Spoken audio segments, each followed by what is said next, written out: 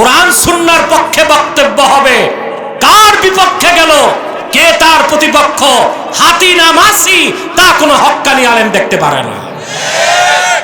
কোরআনে কারীম আল্লাহ রাব্বুল আলামিন বলেন, কুল আউনাব্বিউকুম বিখাইরিম মিন যালিকুম লিল্লাযীনা ইত্তাকাউ ইনদা রাব্বিহিম জান্নাতুন তাজরি মিন তাহতিহাল আনহারু খালিদিনা ফিহা ওয়া আজওয়াজুম মুতাহহারাতুন ওয়া রিদওয়ানুম মিনাল্লাহ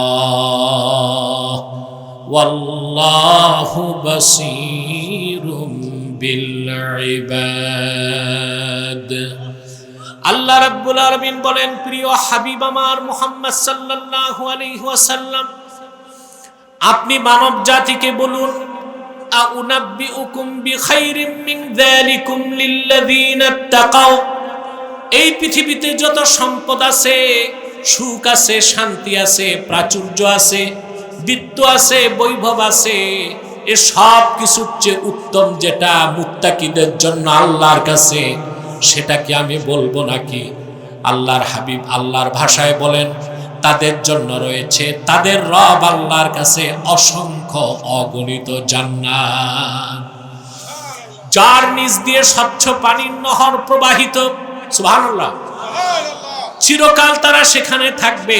ওয়া আজওয়াজুম মুতাহহারা, আর তাদের জন্য সেখানে প্রত্যেকের জন্য থাকবে অসংখ্য পবিত্র স্ত্রী। বলেন সুবহানাল্লাহ। মদিনা মদিনা मोमिनों की गुनगुना है, दीदारे मदीना आशिकों की तमन्ना है। अल्लाहुम्मा सल्ले अला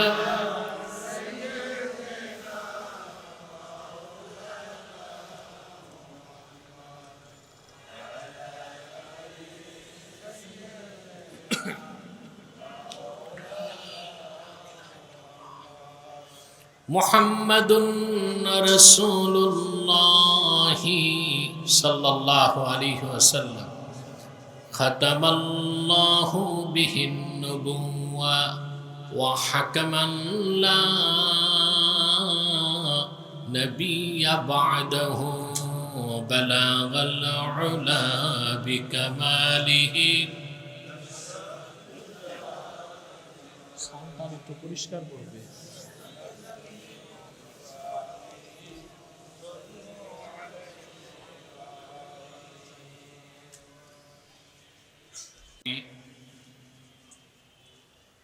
জনাব আব্দুল হালিম খান বারাকাল্লাহু ফি উমরি,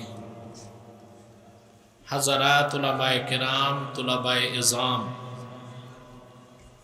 নগর জীবনের চরম ব্যস্ততার মধ্যেও আজকের এই মহতী মাহফিলে যারা উপস্থিত হয়েছেন, স্বেচ্ছায় সানন্দে স্বতঃস্ফূর্তভাবে মনের আনন্দে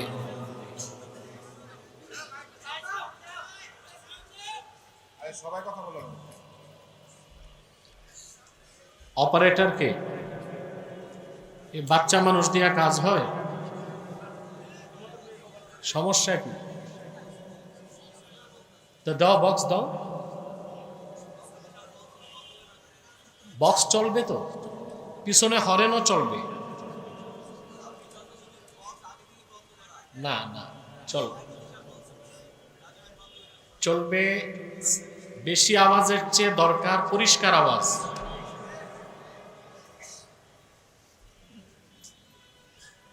স্বেচ্ছায় সানন্দে যারা আজকের মহতী মাহফিলে উপস্থিত হয়েছে মনের আনন্দে, শুধুমাত্র আল্লাহর কোরআনের টানে, তাদের সকলকে আমার পক্ষ থেকে হৃদয় নিংড়ানো ভালোবাসা, শুভেচ্ছা এবং অভিনন্দন জ্ঞাপন করছি।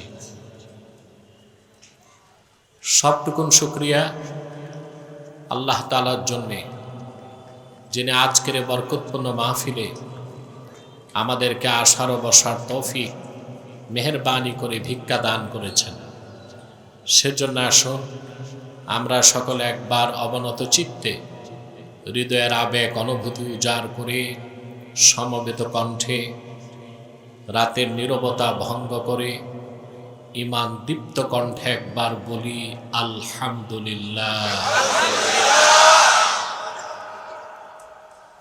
অগণিত অসংখ্য দরুদ ও সালাম আল্লাহর সৃষ্টির প্রধান আকর্ষণ, বিশ্বসভার সভাপতি, সকল নবী রাসূলগণের মাথার তাজ, শামসুল হিদায়াত, বদরুদ্দুজা, সাইয়্যিদুস সাকালাইন, ইমামুল মুরসালিন, খাতামুন নবিয়্যিন আল মুরসালিন, আফতাবে নবুওয়াত, শাহনশাহে রিসালাত, সরকার দো জাহাঁ, সুলতানুল মদিনা, নবিউল আম্বিয়া, হুজুরে আকরম, নূরে মুজাসসম, নূরুন আলা নূর, সৈয়দিনা হাবিবিনা শফিঈনা মাওলানা মুহাম্মদ সাল্লাল্লাহু আলাইহি ওয়াসাল্লামের উপর আল্লাহ তাবারাকা ওয়া তাআলা যাকে আজ থেকে প্রায় ১৫০০ বছর আগে প্রেরণ করেছেন, সর্বশ্রেষ্ঠ ও সর্বশেষ নবী ও রাসূল হিসেবে, যার পরে আজ পর্যন্ত পৃথিবীতে অবশ্যই কোনো প্রকারই নবী কিংবা রাসূল অবশ্যই আসে নাই, অবশ্যই এখনো নাই, অবশ্যই কিয়ামত পর্যন্ত আসবে না। সম্মানিত সুধী, গতকাল বক্তব্য শুনেছেন, আজকেও শুনে চলছেন। সেই সন্ধ্যা থেকে পরিষ্কার করো, আওয়াজ ক্লিন করো, ইকো বন্ধ করে দাও, ইকো বন্ধ, আওয়াজ পরিষ্কার করো।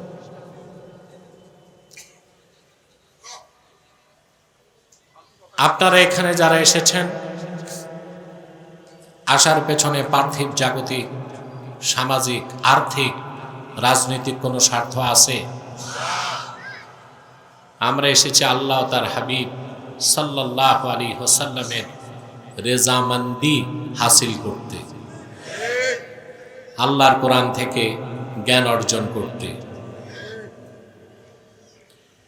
পৃথিবীর কারো কাছে আমরা কোনো বিনিময় চাই না, আমাদের পুরস্কার বিনিময় আল্লাহর কাছে। আপনারা যারা মাহফিলে এসেছেন নেক নিয়তে, ইলমের মাজলিসে বসার সঙ্গে সঙ্গেই আপনাদের বিগত জিন্দেগীর সগীরা গুনাহগুলো মাফ হয়ে গেছে। এতে আপনারা খুশি না বেজার? আবার একটু পরে আপনাদেরকে নিয়ে আমি মুনাজাত করব না? এককভাবে না সম্মিলিতভাবে? এককভাবে দোয়া করলে কবুল হতেও পারে, নাও হতে পারে, কিন্তু সম্মিলিত মুনাজাত আল্লাহ ফেরত দেন না, সাথে সাথে কবুল করেন। আমি একটা হাদিস শোনাচ্ছি, মুআজ্জাম তাবারানীতে ইমাম তাবারানী মারফু মুত্তাসিল সনদে হাদিসটি বর্ণনা করেছেন। রাসূলুল্লাহ সাল্লাল্লাহু আলাইহি ওয়াসাল্লাম ইরশাদ করেছেন, মা রাফা'a কওমুন আকুফাহুম ইলাল্লাহি তাআলা ইয়াসআলুনাহু শাইআন ইল্লা কানা হাক্কান আলাল্লাহি আইয়াদা ফি আইদিহিম আল্লাযী সাআলুহু। সুবহানাল্লাহ। আল্লাহর হাবিব ইরশাদ করেছেন, আমার উম্মতের কোন একটি দল, তার মানে মুমিনেরা যদি দলবদ্ধভাবে আল্লাহর কাছে হাত তুলে সম্মিলিতভাবে কিছু চায়, আল্লাহর উপর হক হয়ে যায়। আমার উম্মতের ইমানদাররা যা চায় আল্লাহ তাদের হাতে তা দিয়ে দেন। সুবহান। তাহলে আমরা একটু পরে যে মুনাজাত করব সম্মিলিতভাবে, আমাদের দোয়াও কবুল হবে, গুনাহ মাফ হবে, তওবাও কবুল হবে। এ বিশ্বাস আছে? এখন ওয়াসওয়াসা তো দিবে শয়তান। ওয়াসওয়াসা দিবে কে? শয়তান তার প্রজেক্ট চালু করছে। আপনাদেরকে কোনোভাবে উঠানো যায় কিনা মুনাজাতের আগে? আমরা এই সুযোগ শয়তানকে দিব? ন্যাক নিয়ত করে শয়তানের নাপাক গালে চপেটাঘাত করতে পারবো? আমরা নিয়ত করছি কিছুক্ষণ পরে আজকের মুনাজাত করে গুনাহ মাফ করে নিষ্পাপ বেহেশতি আল্লাহওয়ালা হয়ে বাড়ি যেতে চাই। কারা কারা হাত তুলে আল্লাহকে দেখা? আল্লাহ কবুল করুন, মঞ্জুর করুন। আসুন, আজকে সূরা কফ থেকে 3টে আয়াত তেলাওয়াত করেছি। সূরা 31, 32 এবং 33, এই 3টে আয়াতকে কেন্দ্র করেই কিছু কথা শুনবো ইনশাআল্লাহ। আসুন তিলাওয়াতের মাধ্যমে আলোচনায় প্রবেশ করি। আমার সঙ্গে আপনারাও পড়ুন। আউযু বিল্লাহি মিনাশ শাইতানির রাজীম। বিসমিল্লাহির রাহমানির রাহিম। ওয়া উযলিফাতিল জান্নাতু লিল মুত্তাকিনা গায়রা বাঈদ। هذا ما توعدون لكل أواب حفيظ من خشي الرحمن بالغيب وجاء بقلب منيب। আল্লাহ তাআলা বলেন, ওয়া উযলিফাতিল জান্নাতু লিল মুত্তাকিনা গায়রা বাঈদ। আই উদনিয়াতিল জান্নাহ আও কুররিবাতিল জান্নাহ লিল মুত্তাকিনা গায়রা বাঈদ। কাল কিয়ামতের দিন মুত্তাকি বান্দাদের জন্য জান্নাতকে নিকটবর্তী করা হবে। গায়রা বাঈদ, মুত্তাকিদের আর জান্নাতের মাঝখানে জিরো ডিস্টেন্স, কোনো দূরত্ব থাকবে না। এত কাছে করে দেওয়া হবে মুত্তাকিদের জন্য আল্লাহর বেহেশত। বলেন সুবহানাল্লাহ। হাযা মা তুআদুনা লিকুল্লি আওয়াবিন হাফিজ। এ সব হচ্ছে তোমাদেরকে যে প্রতিশ্রুতি দেওয়া হয়েছে দুনিয়ায়, সেই প্রতিশ্রুতির অংশ হিসেবে যা কিনা লাভ করবে তোমাদের মধ্যে প্রত্যেক আওয়াব, তাওয়াব, আওয়াদ, আল্লাহ অভিমুখী, হাফিজ, আল্লাহর বিধান সংরক্ষণকারী। মান খাশিয়ার রহমান বিল গায়বি ওয়া জাআ বিকলবিন মুনীব। তোমাদের মধ্যে যারা মহান আল্লাহকে ভয় করেছে না দেখে, সুবহানাল্লাহ, সর্বাবস্থায় আল্লাহকে ভয় করছে, না দেখে আল্লাহর ভয় অন্তরে লালন করেছে এবং আল্লাহর কাছে উপস্থিত হয়েছে একটি পবিত্র, সুস্থ, আনুগত্যশীল হৃদয় নিয়ে। বলেন সুবহানাল্লাহ। কলবুম মুনিব, কলবুম, কথা বলছেন না কেন? কথা বোঝা যায় আমার? সাউন্ডটা ঠিক আছে এখন? স্পষ্ট? প্রত্যেক সেই ব্যক্তি যা আল্লাহর কাছে উপস্থিত হবে কলবুম মুনিব, পবিত্র, পরিচ্ছন্ন, আনুগত্যশীল একটি হৃদয় নিয়ে, এইরকম প্রত্যেক মুত্তাকির জন্যে আল্লাহর জান্নাত নিকটবর্তী হয়ে যাবে। বলেন সুবহানাল্লাহ। তাদের মধ্যে আর আল্লাহর জান্নাতের মধ্যে গায়রা বাঈদ, কোনো দূরত্ব থাকবে না, জিরো ডিস্টেন্স, একদম কাছাকাছি থাকবে। তারা হিসাব দিবে আর জান্নাতে ঢুকবে। আমরা খুশি হলাম না? সুবহানাল্লাহ। একটি কথা তো মনে রাখতেই হবে আপনাকে, আল্লাহর হাবিবের প্রত্যেক উম্মত বেহেশতে যাবে। রাসূলুল্লাহ সাল্লাল্লাহু আলাইহি ওয়াসাল্লামের প্রত্যেক উম্মত ঈমানদার, যত বড় গুনাহগার হোক, সে অবশ্যই অবশ্যই বেহেশতে প্রবেশ করবে। কেউ আযাবের আগে, কেউ আযাবের পরে। এটা আল্লাহর সাথে তার রাসূলের ওয়াদা হয়ে গেছে। আল্লাহ রাব্বুল আলামিন কোরআনে কারীমে আপন হাবিবকে আশ্বাস দিয়ে বলেন, ওয়ালা সাউফা ইউতিকা রাব্বুকা ফাতারদা। মুহাম্মদ সাল্লাল্লাহু আলাইহি ওয়াসাল্লাম, আল্লাহ রাব্বুল আলামিন অচিরেই আখিরাতে আপনাকে এত বেশি নেয়ামত দান করবেন, আপনি রাসূল রাজি হয়ে যাবেন।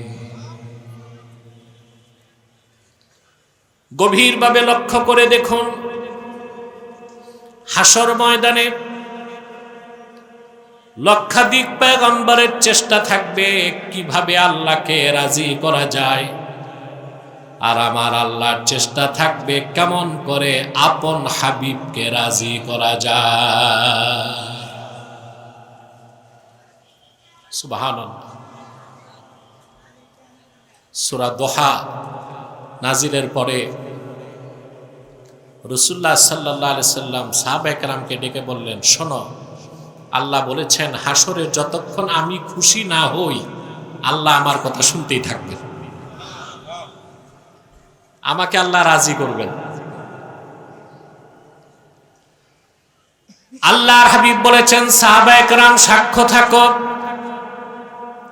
লা আরদা ওয়া ওয়াহিদুম মিন উম্মতি ফিন্নার। আমার একজন ঈমানদার উম্মত যে আমার দ্বীনের কালেমা বিশ্বাস করেছে, এই রকম একজন উম্মত যতক্ষণ জাহান্নামে থাকবে, আমি রাসূল রাজি হব না। আমার সকল উম্মতকে আল্লাহ যখন বেহেশত দিবেন, আমি বলবো, ইয়া রাব রাজিতু, আল্লাহ আমি রাজি হয়ে গেলাম, আমার উম্মতের একজন মানুষও তোমার কোনো জাহান্নামে নাই, সব বেহেশতে।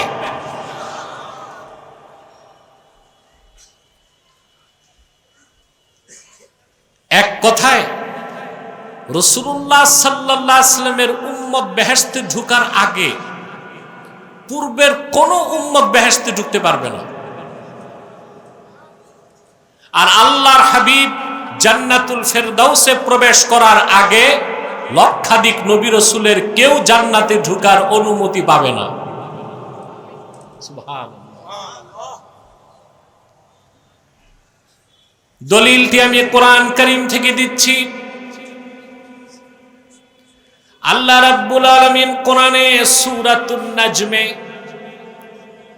আপন হাবিব মুহাম্মদ সাল্লাল্লাহু আলাইহি ওয়াসাল্লামের মেরাজের কথা উল্লেখ করেছেন।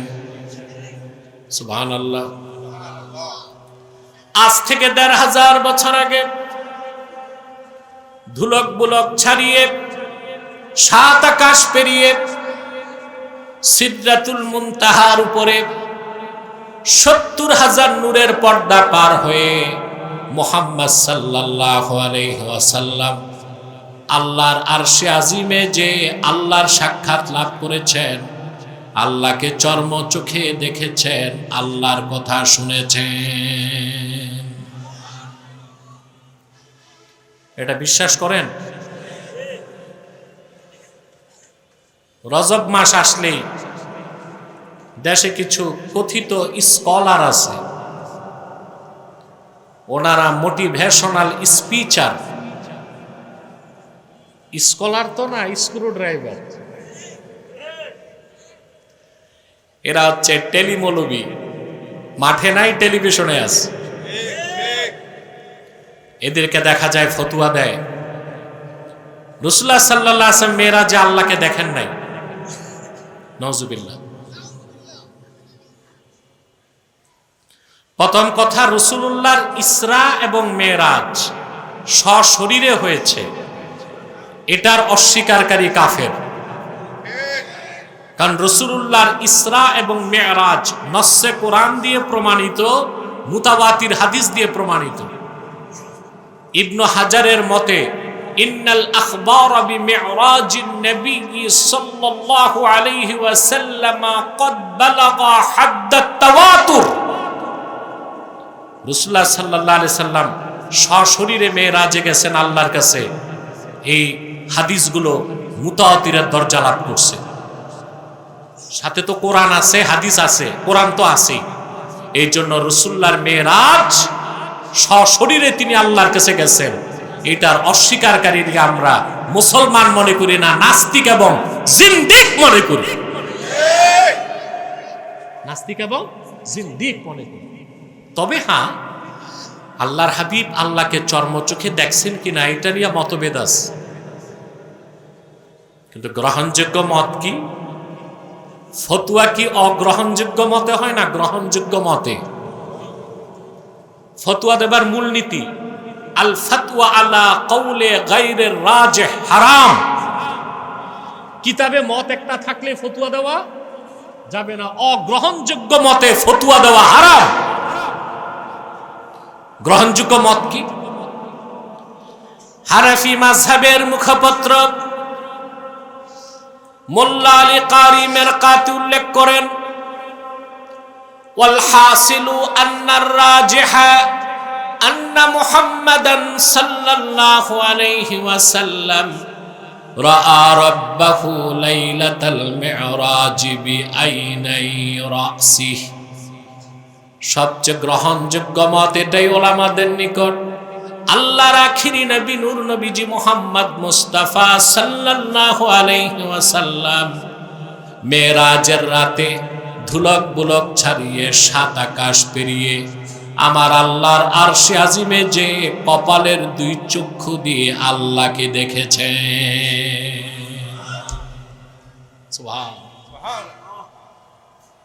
কথা বুঝতেছেন? আপনাদের আজকে ভয়েস রেজ হয় না কেন? অসুস্থ না নির্বাচন নিয়ে ব্যস্ত আছেন? আমার সাথে কমিউনিকেশন রাখতে হবে। রাসূলুল্লাহ সাল্লাল্লাহু আলাইহি ওয়াসাল্লাম আল্লাহকে চর্মচোখে দেখেছেন, তারপর বিগাইর হিজাব বিগাইরি ওয়াসিতাতি জিবরিল, জিবরিলের মাধ্যম ছাড়া, পর্দা ছাড়া সরাসরি আল্লাহ তার রাসূলের সাথে কথা বলছেন। আল্লাহু আকবার।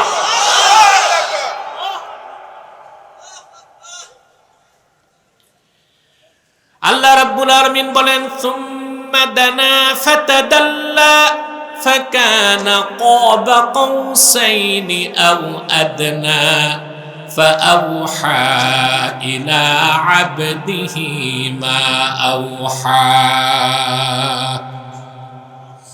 আল্লাহ রাব্বুল আলামিন বলেন, ফাআউহা ইলা আবদিহি মা আওহা। আরশে আজিমে আপন হাবিবকে আল্লাহ দাওয়াত করে নিয়ে মেরাজের রাতে সরাসরি রাসূলুল্লাহর কাছে ওয়াহী করেছেন। জিবরিলের মাধ্যমে যে ওয়াহী এসেছে তা তো 30 পারা কোরআন। আরশে আজিমে যে ওয়াহী আল্লাহ করেছেন সেখানে আল্লাহ কি বলেছেন? প্রশ্ন আসে না?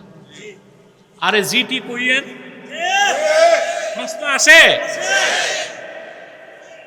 আমি অসংখ্য তাফসীরে দেখেছি, বিশেষ করে তাফসীর নাসাফি, তাফসীর ইবনু কাসির, তাফসীর কুরতুবী, তাফসীর ফখরুদ্দিন রাজি, মাফাতিহুল গায়ব, যেটা 4টা তাফসীরে একই বক্তব্য। আল্লাহ আরশে আজিমে মেরাজের রাতে আপন হাবিবকে বলেছেন,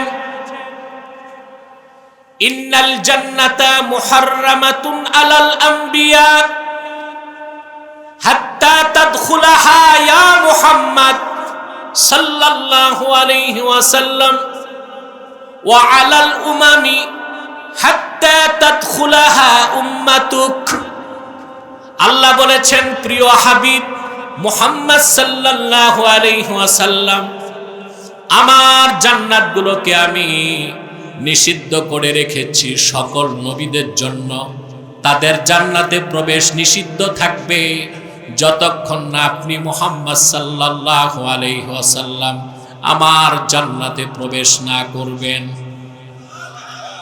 আর আদম থেকে ঈসা পর্যন্ত লক্ষাধিক পয়গম্বরের উম্মতদের জন্য জান্নাত হারাম থাকবে যতক্ষণ না আপনার পেয়ারা উম্মতে মুহাম্মদী জান্নাতে না ঢুকবে। রাসূলুল্লাহ সাল্লাল্লাহু আলাইহি সাল্লামের প্রত্যেক উম্মত বেহেশতে যাবে যদি তার আমলনামায় শিরক আর কুফর না থাকে।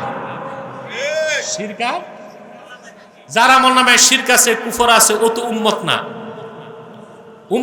উম্মতে দাওয়াত উম্মতে ইজাবাত না, সে বেহেশতে ঢুকতে পারবে না। এছাড়া রাসূলুল্লাহর উম্মত যত বড় গুনাহগার হোক বেহেশতে যাবে। কিন্তু পার্থক্য হচ্ছে এক জায়গায়। পার্থক্য আল্লাহর হাবিবের উম্মত যারা ঈমানদার সৎকর্মশীল তাদেরকে বলা হয়েছে মুত্তাকি। তারা আল্লাহর জান্নাতে প্রবেশ করবে কম হিসাবে, বিনা আযাবে। আর যারা ঈমানদার কিন্তু সৎকর্মশীল নয়, মুত্তাকি নয়, তারা জান্নাতে ঢুকবে আযাবের পরে। এখন আপনার কাছে প্রশ্ন, আপনি কোনটা চান? কোন অপশন? হিসাব হবে বিনা আযাবে ফার্স্ট চান্সে জান্নাত চান, না আগে জাহান্নামে আযাব ভোগ করে জান্নাত চান? কেন? আপনাদের মধ্যে ভ্রমণ বিলাসী আছে না? ঘুরতে টুরতে মন চায়? হ্যাঁ, সাউন্ড কি হয়েছে? এতক্ষণ তো মাইক ঠিক ছিল, এখন মাইক নষ্ট হবে কেন? বাইরে আওয়াজ নাই, তাতে তো মনে হয় দাল মে কুছ কালা হ্যায়। বাইরে যদি সাউন্ড না হয় মাইকম্যানকে পয়সা ঠিক মতো দিবেন না। ওরা কনসার্টে গেলে গানের অনুষ্ঠানে টনটন থাকে মাইক, আর মাহফিলে আসলে বিভিন্ন ধরনের নাটক করে। বাইরে সবগুলো হরেন চলতে হবে, আওয়াজ বাড়ায় দেওয়ার ভিতরেরটা ঠিক আছে মোটামুটি, ভিতরে ঠিক আছে। প্রিয় বন্ধুগণ, কথা শুনতেছেন তো? আপনাদের মধ্যে ভ্রমণ বিলাসী কেউ থাকতে পারে না যে জান্নাতে তো যাবই, তো ফার্স্ট চান্সে জাহান্নামটা একটু দেখে নিলাম কি কি আছে? এরকম ইচ্ছে কারো আছে? আমরা বিনা আযাবে ফার্স্ট চান্সে বেহেশত যদি চাই, শুধু মুমিন আর মুসলিম হলে হবে না, মুত্তাকি হইতে হবে। কি হইতে হবে? সেজন্য আল্লাহ রাব্বুল আলামিন বলেছেন, ওয়া উযলিফাতিল জান্নাতু লিল মুত্তাকিনা গায়রা বাঈদ। কাল কিয়ামতের দিন মুত্তাকিদের জন্য আল্লাহর জান্নাতকে নিকটবর্তী করা হবে। বলেন সুবহানাল্লাহ। জান্নাতের সম্মান মর্যাদা সব তো মুত্তাকির জন্য, বাকি গুনাহগার যাবে তাদের সদকায়। সুবহানাল্লাহ, তাদের খাতিরে, ঠিক না? কোরআনে কারীম আল্লাহ রাব্বুল আলামিন বলেন, ওয়াসারিউ ইলা মাগফিরাতিন মির রাব্বিকুম ওয়া জান্নাতিন আরদুহাস সামাওয়াতু ওয়াল আরদ উইদ্দাত লিল মুত্তাকিন। আল্লাহ রাব্বুল আলামিন বলেন, দ্রুত তোমরা তোমাদের রবের মাগফিরাত এবং জান্নাতের দিকে দৌড়াও। সেই জান্নাত যার প্রশস্ততা আকাশ ও জমিনের প্রশস্ততার সমান। উইদ্দাত লিল মুত্তাকিন, যে জান্নাত তৈরি করা হয়েছে আল্লাহর মুত্তাকি বান্দাদের জন্যই। বলেন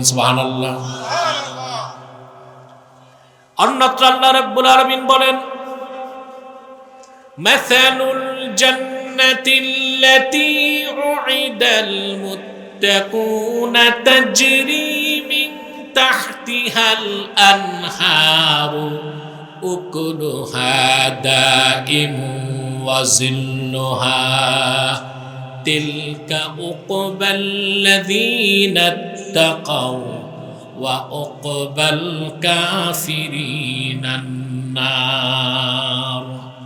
আল্লাহ রাব্বুল আলামিন বলেন, সেই জান্নাত, যেই জান্নাতের ওয়াদা করা হয়েছে মুত্তাকিদের জন্য, বলেন না সুবহানাল্লাহ। ওয়াদাকারী কে? যেই জান্নাত মুত্তাকিদের জন্য ওয়াদা করা হয়েছে, তার বৈশিষ্ট্য হচ্ছে তার নিচ দিয়ে স্বচ্ছ পানির প্রবাহ, নহর প্রবাহিত। সেই জান্নাতের খাদ্যটা চিরস্থায়ী এবং ছায়াটাও চিরস্থায়ী। আল্লাহ পাক বলেন, তিলকা উকবাল্লাযীনা ইত্তাকাউ ওয়া উকবাল কাফিরিনান নার। সে জান্নাত হচ্ছে মুত্তাকিদের ঘাঁটি, আবাসস্থল। আর অস্বীকারী, অহংকারী, অবিশ্বাসী, গুনাহগারের আবাসস্থল হচ্ছে জাহান্নাম। বলেন নাউযুবিল্লাহ। কোরআনে কারীম আল্লাহ রাব্বুল আলামিন অন্যত্র বলেন, ফাম্মা মান তাগা ওয়া আসারাল হায়াতাদ দুনিয়া ফাইন্নাল জাহিমা হিয়াল মাওয়া। আর যে ব্যক্তি দুনিয়ায় সীমা লঙ্ঘন করলো, কি করলো? আল্লাহ দুনিয়াতে সীমানা রাখছেন। মুত্তাকি, আল্লাহকে যে ভয় পায়, সে কখনো সে সীমা লঙ্ঘন করতে পারে তাগা, ইয়াতগা, তুগয়ান থেকে সীমা অতিক্রম করা। যেমন আরবিতে যখন নদীতে পানি প্রবাহিত হয়, বন্যা আসলে নদীর পানি দুই কূল থেকে ভাসতে থাকে না? বন্যা আসলে নদী শাসন মানে, আইন মানে, তখন পানি দুই কূল অতিক্রম করে ভাসায় দেয়। তখন বলা হয় তগল বাহর, তগন নাহার। নদী সীমা লঙ্ঘন করছে, সমুদ্র সীমা লঙ্ঘন করছে। সে যতটুক যাবার তার চেয়ে বেশি সীমানা সে অতিক্রম করছে। এই পৃথিবীতে মুমিনের জন্য সব সীমানা করা আছে। কি আছে? হুদুদুল্লাহ, আল্লাহ কর্তৃক নির্ধারিত সীমানা। মুত্তাকি কখনো এই সীমানা অতিক্রম করে না, এর মধ্যেই সে থাকে। বলেন সুবহানাল্লাহ। সেজন্য আল্লাহ তাআলা বলেছেন, ফাআম্মা মান তাগা ওয়া আসারাল হায়াতাদ দুনিয়া ফাইন্নাল জাহিমা হিয়াল মাওয়া। আর যে ব্যক্তি পৃথিবীতে আল্লাহর নির্ধারিত সীমানাকে অতিক্রম করলো, সীমা লঙ্ঘন করলো, দুনিয়ার জীবনটারে প্রাধান্য দিল আখিরাতের উপর, তার শেষ গন্তব্য হচ্ছে ভয়ঙ্কর জাহান্নাম। ওয়া আম্মা মান খাফা মাকাম রাব্বিহি ওয়া নাহান নাফসা আনিল হাওয়া ফাইন্নাল জান্নাতা হিয়াল মাওয়া। আর যে ব্যক্তি দুনিয়ায় কাল কিয়ামতে আল্লাহর সামনে দাঁড়াবার ভয় অন্তরে পোষণ করলো, এরই নাম তাকওয়া, ব্যক্তির নাম মুত্তাকি। সুবহানাল্লাহ। ফাম্মা মান খাফা মাকাম রাব্বিহ, আল্লাহর সামনে জবাবদিহিতার জন্য দাঁড়াতে হবে। এই বিশ্বাস কাফেরের আছে? মুমিনের আছে। এই বিশ্বাস যার আছে, আল্লাহর সামনে দাঁড়াতে হবে, তখন সে প্রতিটি কর্ম করবে হিসেব নিকেশ করে, যে আমাকে ভালো কাজের পুরস্কার নিতে হবে, খারাপ কাজের তিরস্কার পেতে হবে। হবে কি না? সব দেখবেন দুনিয়াতে যা করছেন কাজকর্ম, ভালো কাজটাও দেখবেন, খারাপ কাজটাও। কোরআনে কারীম আল্লাহ তাআলা বলেন, ইয়াউমা তাজিদু কুল্লু নাফসিন মা আমিলাত মিন খাইরিন মুহদারা ওয়া মা আমিলাত মিন সু তাওয়াদ্দু লাউ আন্না বাইনাহা ওয়া বাইনাহু আমাদান বাঈদা। আল্লাহ রাব্বুল আলামিন বলেন কাল কিয়ামতের দিন প্রতিটি মানুষ সে যা ভালো কাজ করেছে তা তার সামনে উপস্থিত দেখবে, আর যে মন্দ কাজ করেছে সেটাও সে দেখতে পাবে। খারাপ কাজ, খারাপ কৃতকর্ম সব যখন তার সামনে ভিডিওর মতো ভেসে যাবে, সে তখন আফসোস করে বলবে, হায় আফসোস, আমার এই খারাপ কর্মগুলো আর আমার মাঝখানে যদি বিরাট একটা দূরত্ব হতো। কিন্তু সেই দিন আফসোস করে কোনো লাভ হবে না। যারা ইমানদার সৎকর্মশীল এই পৃথিবীতেই তারা হৃদয়ে লালন করে আল্লাহর সামনে আমাকে দাঁড়াতে হবে, তখন সে লোকটার খারাপ কাজ করে না, চুরি করে না, দুর্নীতি করে না, ঘুষ খায় না, সুদ খায় না, রাহাজানি করে না, খুন খারাপি করে না। সে আল্লাহ ভীরু মানুষ হয়ে যায়, তার অন্তরের মধ্যে আল্লাহর ভয় জাগ্রত হয়ে যায়। আর যখন মুমিনের অন্তরে আল্লাহর ভয় জেগে ওঠে তখনই সে মুমিনের নাম হয়ে যায় মুত্তাকি। আমরা মুত্তাকি হতে চাই, আমরা মুত্তাকি হতে চাই, তাহলে আল্লাহর জান্নাত পাবো, জান্নাতের অসম্ভব নেয়ামত লাভ করব। সুবহানাল্লাহ। তামাম পৃথিবীর সমস্ত বিত্ত বৈভব, সহায় সম্পদ, যশ খ্যাতি, জনসমর্থন, জনপ্রিয়তা আর সম্পত্তিকে এক পাল্লায় দিল, জান্নাতের একটি নেয়ামতের ওজন হবে? কোরআনে কারীম আল্লাহ রাব্বুল আলামিন বলেন, কুল আউনাব্বিউকুম বিখাইরিম মিন যালিকুম লিল্লাযীনা ইত্তাকাউ ইনদা রাব্বিহিম জান্নাতুন তাজরি মিন তাহতিহাল আনহারু খালিদিনা ফিহা ওয়া আজওয়াজুম মুতাহহারাতুন ওয়া রিদওয়ানুম মিনাল্লাহ ওয়াল্লাহু বাসীরুম বিল ইবাদ। আল্লাহ রাব্বুল আলামিন বলেন, প্রিয় হাবিব আমার মুহাম্মদ সাল্লাল্লাহু আলাইহি ওয়াসাল্লাম, আপনি মানব জাতিকে বলুন, আউনাব্বিউকুম বিখাইরিম মিন যালিকুম লিল্লাযীনা ইত্তাকাউ। এই পৃথিবীতে যত সম্পদ আছে, সুখ আছে, শান্তি আছে, প্রাচুর্য আছে, বিত্ত আছে, বৈভব আছে, এ সব কিছুর চেয়ে উত্তম যেটা মুত্তাকিদের জন্য আল্লাহর কাছে, সেটা কি আমি বলবো নাকি? আল্লাহর হাবিব আল্লাহর ভাষায় বলেন, তাদের জন্য রয়েছে তাদের রব আল্লাহর কাছে অসংখ্য অগণিত জান্নাত, যার নিচ দিয়ে স্বচ্ছ পানির নহর প্রবাহিত। সুবহানাল্লাহ। চিরকাল তারা সেখানে থাকবে। ওয়া আজওয়াজুম মুতাহহারা, আর তাদের জন্য সেখানে প্রত্যেকের জন্য থাকবে অসংখ্য পবিত্র স্ত্রী। বলেন সুবহানাল্লাহ। একজনের থাকবে অসংখ্য, একজনের, এক একজনের হাদিস সাক্ষ্য দেয় এক একজন মুমিন কমসে কম 70 জন স্ত্রী পাবে। দুনিয়ায় কয়টা? একটা। আরেক কথা তো শুনবেন, 4টা করা সুন্নত না, খুব ভালো করে বুঝবেন। 4 বিয়ে করা সুন্নত এটা বলার সুযোগ নাই। 4 বিয়ে করা জায়েজ। 4 বিয়ে করা জায়েজ, কিন্তু শর্ত আছে, যদি আপনি ইনসাফ করতে পারেন। ইনসাফ করতে না পারলে একটা। তো প্রথম কথা হচ্ছে 4 বিয়ে করা যাবে না এটা বলা যাবে না, কুফর হবে।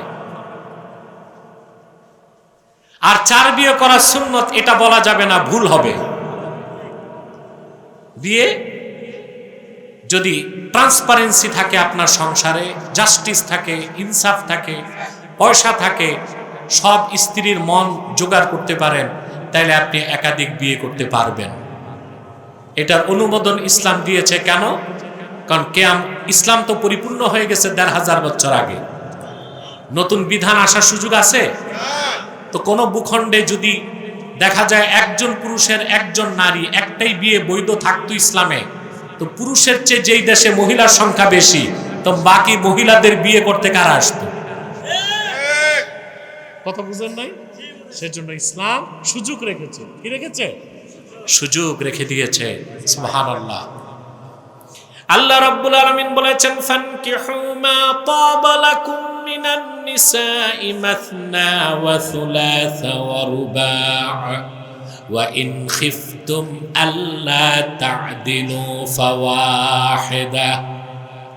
তোমরা তোমাদের পছন্দের স্ত্রীদেরকে বিয়ে করো, 2টা, 3টা কিংবা 4টা। তবে যদি তাদের মধ্যে ইনসাফ, অধিকার প্রতিষ্ঠার ভয় থাকে, তাহলে 1টা। তাহলে কয়টা? 1টা। এখন আপনি একাধিক বিয়ে করবেন কি করে? 2টা ফিটনেস লাগবে, ইকোনমিক্যাল ফিটনেস আর ফিজিক্যাল ফিটনেস। পয়সাও লাগবে, স্বাস্থ্য লাগবে। বাংলাদেশিরা তো এক বিয়েতেই কাইট, তো একাধিক বিয়ে করার দরকার কি? পারবেন না তো আপনি? পারবেন? যে সম্ভব, যার বডি ফিটনেস ভালো, যার ইকোনমিক্যাল ফিটনেস ভালো, ক্যাপাবিলিটি আছে, পসিবিলিটি আছে, তার জন্য আল্লাহ সুযোগ রাখছে। কিন্তু ইনসাফ লাগবে। কি লাগবে? ইনসাফ। আপনারা তো দ্বিতীয় বিয়ে করার পর প্রথম স্ত্রীর সাথে অবিচার করেন, করেন না? ইনসাফ কি জানেন?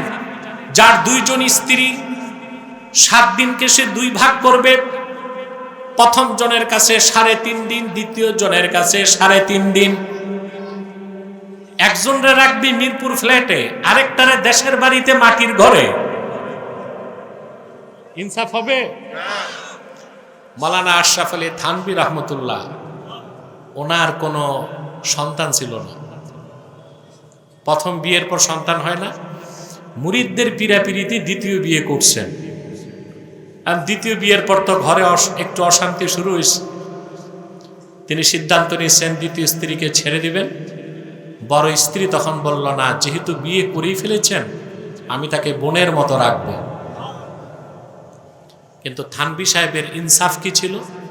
মুরিদরা যে হাদিয়া আনতেন, পাল্লায় ওজন করে সমান ভাগ করে 2 স্ত্রীকে দিতেন। একটা তরমুজ আসলে 2 টুকরা করে 2 পাল্লায় মেপে 2 স্ত্রীকে দিতেন। আপনি কি এটা পারবেন? কথা বলেন। যাক, এই কথাটা বলে দিলাম যেন আমাদের মধ্যে বিভ্রান্তিগুলো না থাকে।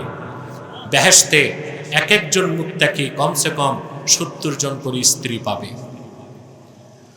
শুধু তারা পবিত্র নয়,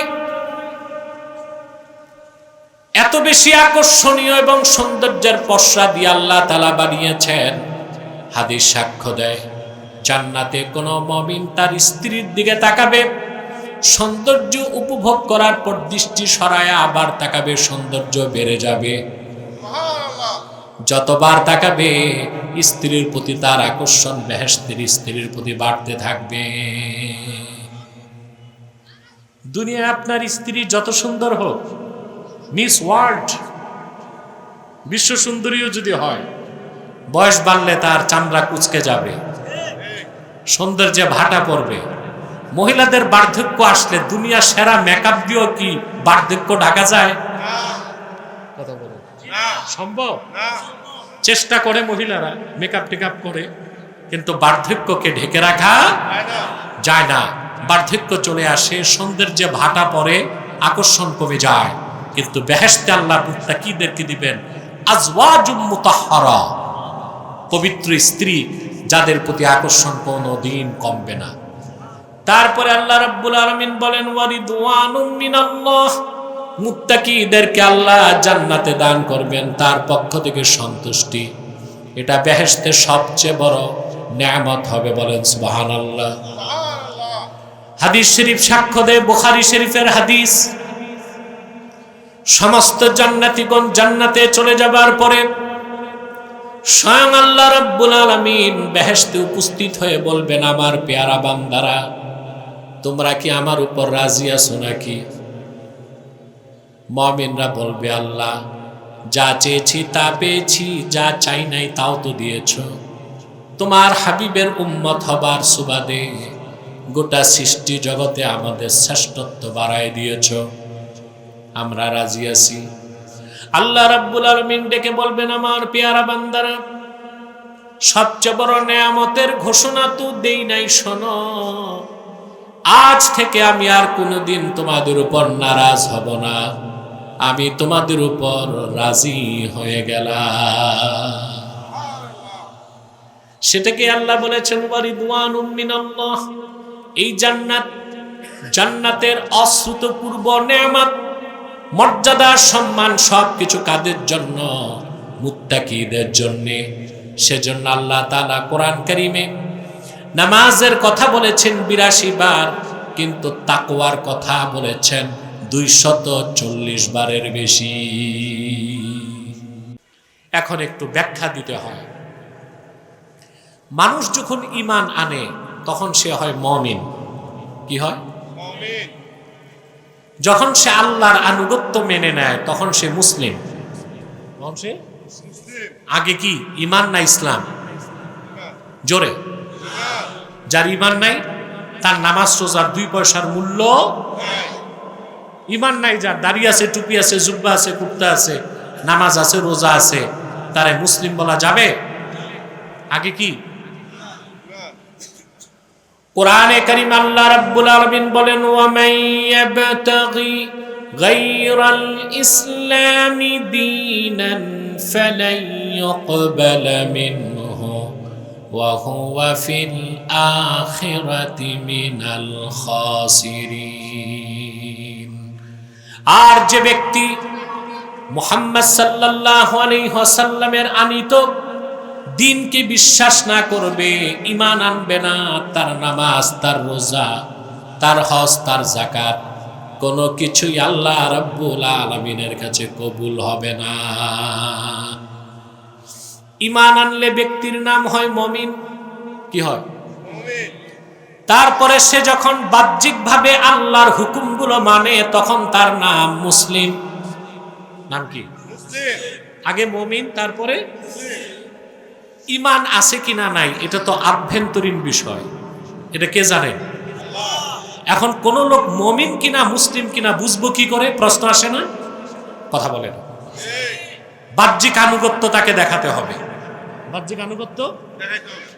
সেজন্যই সহিহ মুসলিমের হাদিস, আল্লাহর হাবিব সাল্লাল্লাহু আলাইহি ওয়াসাল্লাম ইরশাদ করেছেন মান সাল্লা সালাতানা ওয়াস্তাকবালা কিবলাতানা ওয়াকালা যাবিহাতানা ফাযালিকাল মুসলিম। ঈমান আনার পরে যে আমাদের নামাজ আদায় করলো, যে আমাদের কিবলা কাবাকে গ্রহণ করলো, আর আমাদের জবাইকৃত পশুর গোশত খেলো, সে লোকটা মুসলিম। তাই ঈমান আনার পরে কেউ মুসলিম, তার প্রিন্সিপাল সিগনিফিকেশন, চিহ্ন কি? জোরে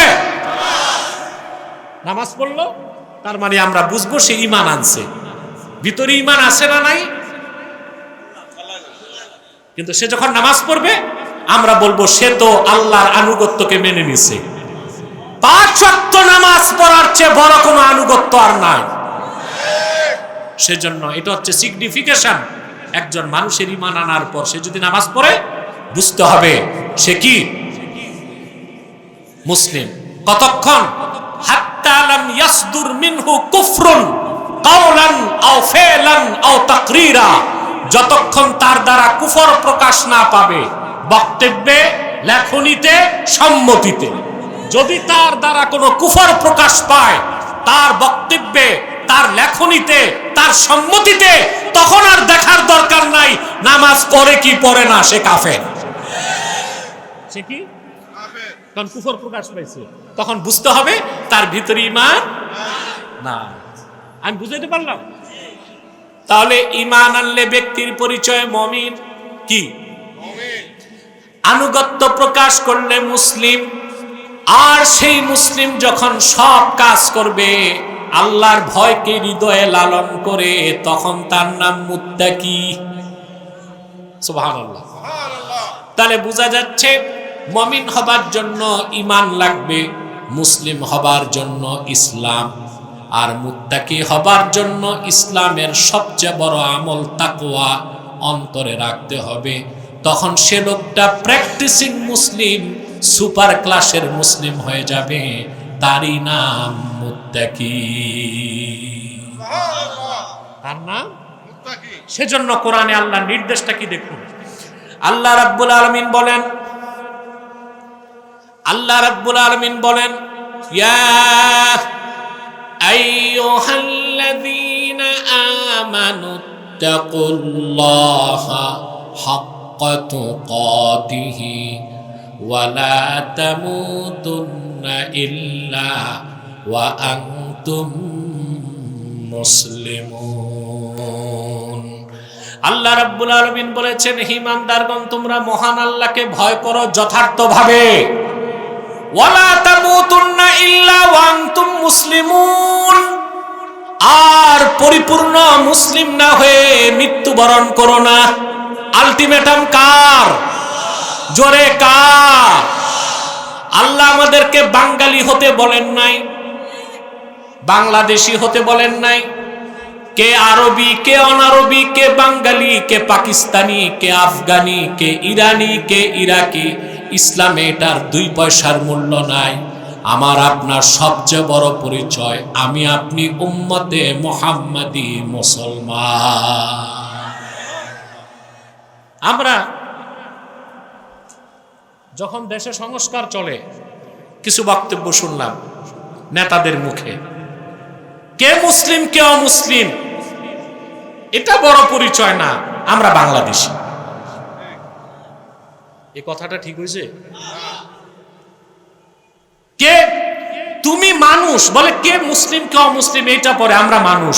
তুমি কুত্তা না, তুমি শুয়োর না, এটা তো দেখি যে তুমি মানুষ। কিন্তু কে মুসলিম কে অমুসলিম এটা দেখার দরকার নাই। এর চেয়ে বড় ধর্ম নিরপেক্ষতা বা সেকুলারিজম আর কি হতে পারে? এই বক্তব্য যখন আমরা বিগত 16 বছর সেকুলারদের মুখে শুনেছি, আমাদের হৃদয়ে আঘাত লেগেছে। আর এখন দাড়িওয়ালা, টুপিওয়ালা, ওয়েল ডেকোরেটেড মুসলিম নেতারা যখন এই কথা বলে, তা আমাদের কলিজাকে ছিদ্র করে দেয়। আমার আপনার সবচেয়ে বড় পরিচয় কি? জোরে। আল্লাহ আলটিমেটাম দিয়েছেন, তুমি মুসলিম না হয়ে আমার সাক্ষাতে আসতে পারবা না। সুবহানাল্লাহ। এখন আপনি পরিপূর্ণ মুসলিম কিভাবে হবেন? ঈমান আনার পরে আপনি যখন মুমিন হবেন, সারা জীবন আপনি যখন তাকওয়া ভিত্তিক জীবন যাপন করবেন, তখনই আপনি পরিপূর্ণ মুসলিম হয়ে যাবেন। বলেন সুবহানাল্লাহ। তাহলে আমরা আজকে শিক্ষা কি নিলাম? আমরা যদি পৃথিবীর কল্যাণ চাই, সফলতা চাই, অবশ্যই আমাদেরকে মুত্তাকি হতে হবে। তাতে আমরা দুনিয়াও পাবো, জান্নাতও পাবো। সুবহানাল্লাহ। এরপরে আল্লাহ তাআলা বলেন, হাযা মা তুআদুনা লিকুল্লি আওয়াবিন হাফিজ। এই প্রতিশ্রুতি দেওয়া হয়েছে তোমাদেরকে, যে প্রতিশ্রুতি দেওয়া হয়েছিল দুনিয়ায়, তোমাদের মধ্যে প্রত্যেক সেই ব্যক্তি যার জন্য জান্নাত নিকটে চলে আসবে, যে কিনা আওয়াব, আওয়াব হাফিজ, অর্থাৎ যে কিনা আল্লাহ অভিমুখী এবং আল্লাহর হুকুমগুলোকে হেফাজতকারী। সুবহানাল্লাহ। তাহলে মুত্তাকি হতে হলে আপনাকে 2টা জিনিস লাগবে। কয়টা জিনিস? আপনার সমস্ত কাজকর্ম হবে কার জন্যে? আর আপনি হবেন আল্লাহর কাছে আত্মসমর্পণশীল বান্দা। অর্থাৎ আওয়াব কাকে বলা হয় ভালো করে শোনেন। আমরা মনে করি গুনাহ করলে ক্ষমা চাইতে হয় না। যে ব্যক্তির অন্তরে আল্লাহর মারিফত যত বেশি, সে তত বেশি আল্লাহর কাছে ক্ষমা চায়। সেজন্য আল্লাহ তাআলা মুত্তাকিদের বৈশিষ্ট্য বলেছেন, তারা হচ্ছে আওয়াব, অর্থাৎ বারবার আল্লাহর কাছে আত্মসমর্পণ করে ক্ষমা চায়। বলেন সুবহানাল্লাহ। শুধু গুনাহ করলেই ক্ষমা চাইতে হবে না। উম্মতে মুহাম্মাদির মুত্তাকি যে কিনা আওয়াব, আল্লাহ অভিমুখী, সে প্রতি মুহূর্তে উঠতে বসতে চলতে ফিরতে আল্লাহর কাছে ক্ষমা চায়। সুবহানাল্লাহ। নাকি গুনাহ করলেই ক্ষমা? গুনাহ করলে তো ক্ষমা চাইতে হবেই, বরং আল্লাহর ভয় যার অন্তরে যত বেশি, সে নেক কাজ করলেও ক্ষমা চায়। নামাজে দোয়ায় মাসুরা পড়েন না? কথা বলে না? পড়ছেন নামাজ এত বড় ইবাদত, তারপরে কি বলেন? ইন্নী যালামতু নাফসি যুলমান কাসীরা ওয়ালা ইয়াগফিরুদ যুনুবা ইল্লা আনতা। আল্লাহ খুব জুলুম করছি নিজের উপর, তুমি মাফ না করলে মাফের কোনো উপায় নাই। সুবহানাল্লাহ। পড়লেন কি? নামাজ। চাইলেন কি? এটা কার কাজ? আওয়াব। আওয়াব মানে তাওয়াব, যে বারবার আল্লাহর কাছে ক্ষমা চায়, আত্মসমর্পণ করে তার মস্তককে নত করে দেয়। খুব দুঃখ লাগে আমার দেশের বক্তারা যখন বড় বড় ভুল করে তওবা করতে চায় না। আছে না? কথা বলে বক্তব্যে এমন সব কথা বলে কুফর হয়। কি হয়? আমরা যখন অনুরোধ করি তওবা করো, ক্ষমা চাও, বক্তব্যটা এক্সপান্ড করো, বলে মাথা ঠিক ছিল না। অর্থাৎ যার মাথা ঠিক নাই সে কি ওয়াজ করবে? না মানসিক পাগলা গারদে থাকবে। কোথায়? বক্তার যদি মাথা খারাপ হয় শ্রোতার ঈমান নষ্ট হবে, ডাক্তার যদি পাগল হয় রোগী সব মারা যাবে। ডাক্তারের যদি মাথা খারাপ হয় রোগী একটাও বাঁচবে? আমি এক ডাক্তারের ইতিহাস জানি, খুব বড় ডাক্তার ছিল, দেশ স্বাধীনের পর এফআরসিএস করছে ফ্রান্স থেকে। কি রকম ডাক্তার? এখন যেটা এফসিপিএস, তখন ছিল এফআরসিএস। ডাক্তারের বদ অভ্যাস ছিল প্রচুর মদ খাইত। মদ টদ খেয়ে মাথা টাল, রুগী দেখতে বসছে। তো রুগীর প্রেসক্রিপশনে লিখে দিছে 4 bags সিমেন্ট, 4 বস্তা সিমেন্ট। রুগী তো প্রেসক্রিপশন নিয়ে ফার্মেসিগুলোতে ঘুরে, ওরা কয় এইরকম ওষুধ তো কোথায় আছে আমাদের জানা নেই। নিরুপায় হয়ে রুগী আসছে চেম্বারে, কম্পাউন্ডার বুঝে গেছে স্যারে আকামটা কই করছে। এদিক রুগী দেখতেছে, ওদিকে তার বাড়ির কাজ চলতেছে। মিস্ত্রিকে লিখতে যে রুগীরই লিখে দিছে 4 বস্তা সিমেন্ট। এই যদি হয় ডাক্তার মাথা খারাপ, রুগী বাঁচবে? কথা বলেন। আর বক্তা যদি মাথায় সমস্যা হয় শ্রোতার ঈমান থাকবে? থাকবে? ভুল করলে ক্ষমা তো চাইতেই হবে। যারা ভুল করে না, নেক কাজ করার পর আল্লাহর কাছে আত্মসমর্পণ করে মস্তক নত করে ক্ষমা চায়, তাদেরকে বলা হয় আওয়াব। এটা হচ্ছে টপ ক্লাসের মুত্তাকি। বলেন সুবহানাল্লাহ। কোরআন কারীম থেকে আমি একটি দৃষ্টান্ত দিচ্ছি আপনাদেরকে। কষ্ট হচ্ছে? কে কি ঘুমান হাত তুলে দেখান। আপনারা অনেক লোক দাঁড়ায় আছেন, আপনারা সবাই বসলে আমাদের প্যান্ডেলের জায়গা হইতো না, কিন্তু আপনারা বসলেন না। আপনাদের ঘোড়া রোগ আছে কিনা আমি জানি না। সে যাক, আমারও তো যা উঠার সময় হয়ে যাচ্ছে, রাতও তো অনেক টানা 1 ঘন্টা হলো আমি মাইক দিয়েছি, আর 20 মিনিট। একটা মানুষও মাথা নাড়ার চেষ্টা করবেন না। আমরা মুনাজাত করে একসাথে বিদায় নেব। থাক, দাঁড়াই থাক। খান বাহাদুর আহসানুল্লাহ নাতিপুতি বসবে না। প্রিয় বন্ধুগণ, কথা শুনতেছেন? মনোযোগ আছে? হযরত ইব্রাহিম আলাইহিস সালামের দৃষ্টান্ত দেখেন। আল্লাহ রাব্বুল আলামিন হযরত ইব্রাহিম প্রসঙ্গে বলেন, ওয়া ইয বিতালা ইব্রাহিম রাব্বুহু বিকালিমাতিন ফাআতাম্মাহুন ক্বালা ইন্নী জাঈলুকা লিন-নাসি ইমামা।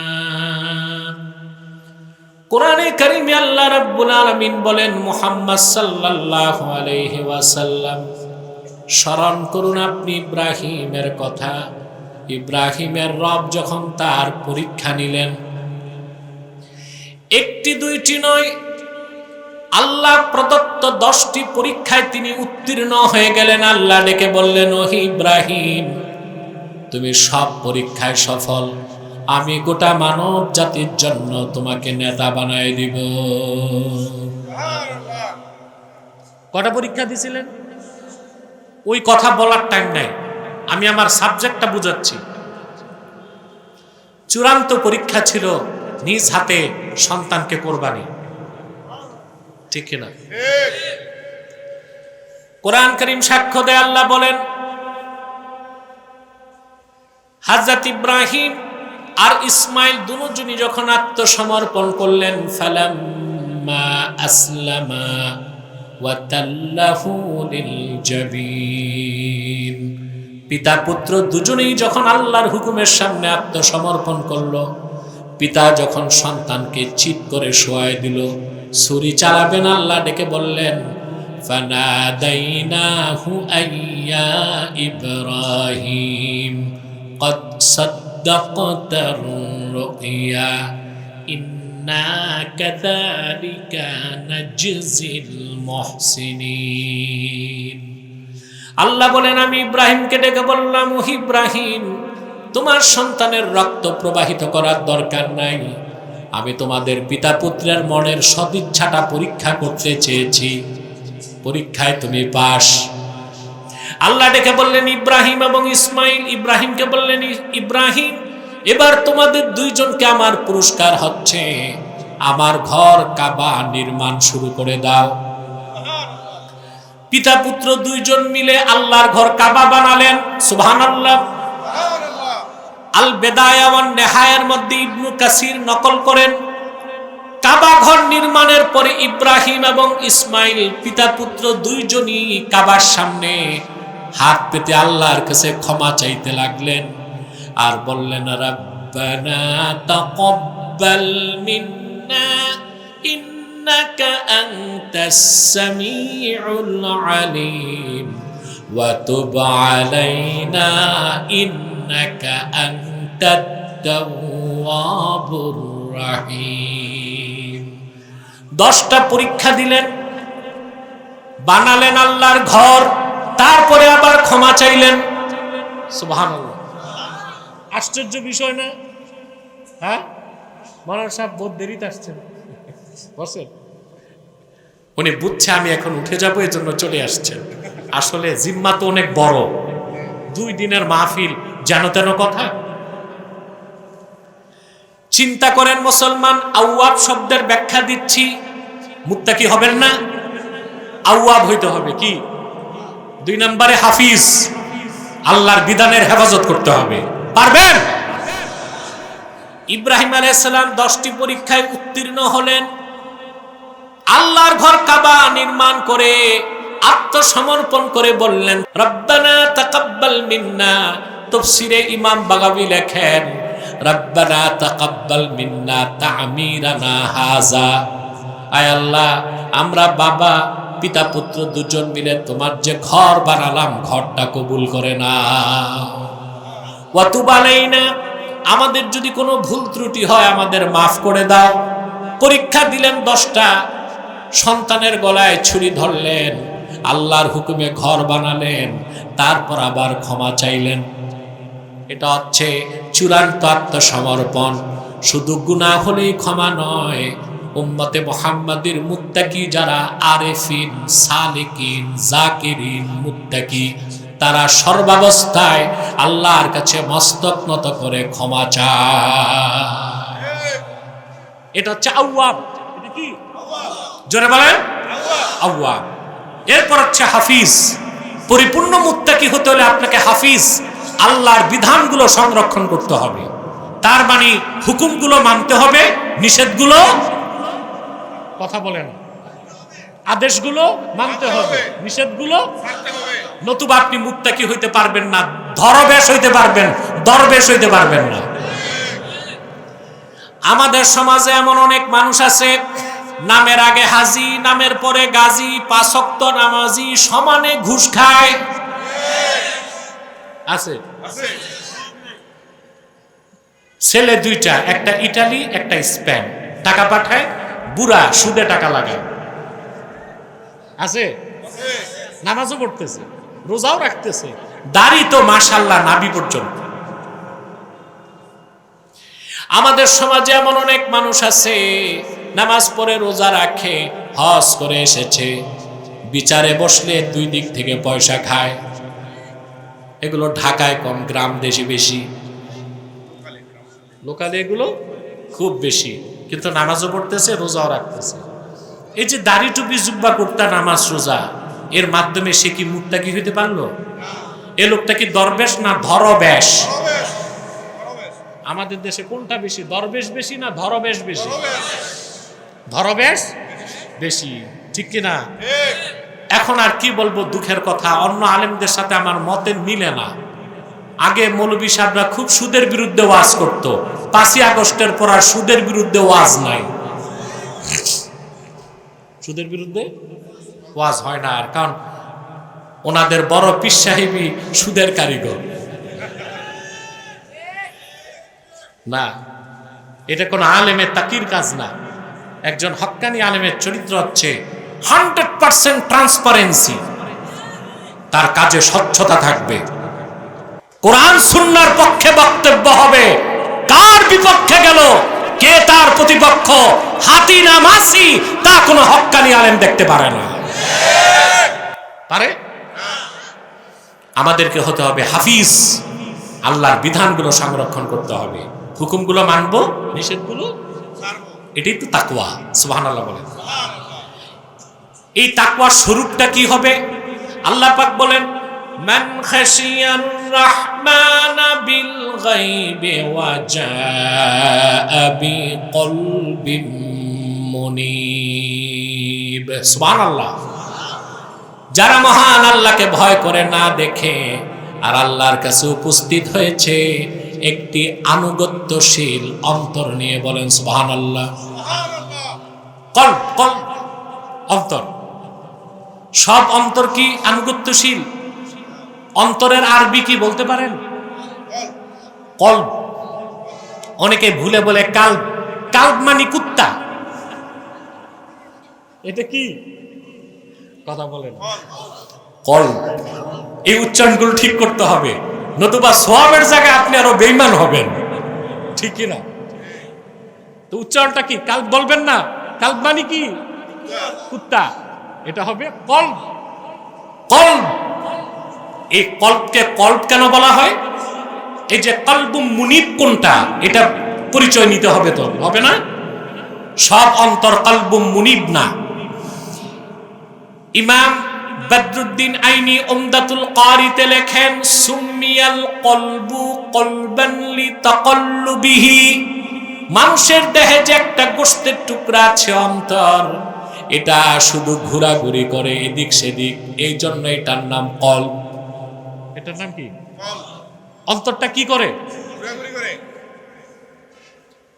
প্রত্যেকটা মানুষের অন্তর ঘোরাঘুরি করে, পৃথিবীর বৃত্ত, বৈভব, ভোগ, বিলাস, লালসা, এই লীলাভূমি, আনন্দ, সুখ, এগুলোর পিছনে অন্তর ঘোরাঘুরি করে।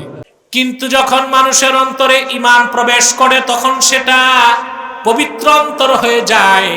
আর যখন আল্লাহর ভয় তাকওয়া প্রবেশ করে তখন সেটা দুনিয়ার সব দিক থেকে ঘুরে অন্তরটা আল্লাহমুখী হয়ে যায়। যখন দিলটা আল্লাহর দিকে চলে যায় তখন আর দিলে অন্তরে অস্থিরতা থাকে না, সুস্থিরতা চলে আসে। বলেন সুবহানাল্লাহ। কি চলে আসে? সুস্থিরতা চলে আসে, অন্তরে আর অস্থিরতা থাকে না। সুবহানাল্লাহ বিহামদিহি। এই দিলটা ঠিক করতে হবে আপনাদের। তাকওয়া কি দাড়িতে, টুপিতে, জুব্বা কুর্তায়, না অন্তরে? এই অন্তরে যখন তাকওয়া ঢুকবে তখন সেটা কলবুম মুনিব, আনুগত্যশীল হৃদয়। সুবহানাল্লাহ। প্রথম কথা তো হচ্ছে হৃদয়কে পবিত্র করতে হবে। যতক্ষণ পর্যন্ত ঈমান না থাকবে আপনার হৃদয় পবিত্র হবে না। ঈমান আনলে দিল পাক হয়। দিল পাক মানে মানুষ পাক। যার অন্তরে ঈমান নাই সে নাপাক। কাফের মুশরিককে বলা হয়েছে নাজাস, নাপাক। কেন? তাদের অন্তরে ঈমান নাই, তাদের অন্তর নাপাক। অন্তর কি? এখন কোন কাফের মুশরিককে বুড়িগঙ্গায় যদি সার্ফ এক্সেল দিয়া 70 বার গোসল দেন, হুকমান সে কি? নাপাক। কথা বলেন। নাপাক। আরেকজন মুমিন যার অন্তরে ঈমান আছে, সে যদি 7 বছরও গোসল না করে সে পাক। কারণ যার হৃদয়ে ঈমান আছে তার অন্তর পাক। যার অন্তর পাক তার ব্যক্তিত্ব পাক, যার অন্তরে ঈমান নাই সে না পাক।